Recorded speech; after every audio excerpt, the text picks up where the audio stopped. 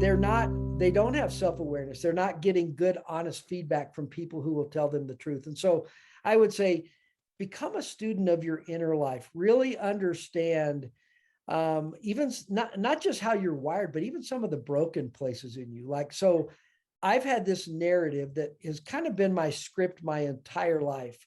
And I really picked it up from my dad, who's a great man.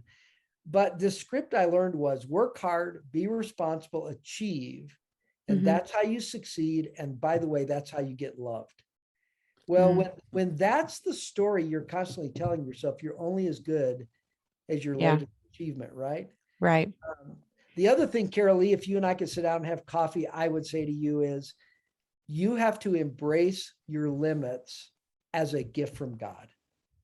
Like, you are in a season that has limits because you have children at home and young children at home. Right. And That is I've tough always, for me. That is a super tough thing for me because I want to say yes to all the things and do all the things. yes. And when you're a leader and when you're a go-getter and when you want to make a difference with your life, it's really easy to sort of live like, hey, I'm just going to always try to push up against my limits. And I know as a pastor, I often tried to live as though the idea of limits didn't really apply to me because I'm a pastor. Be sure to check out the full episode of the 95 podcast by going to 95network.org/podcast.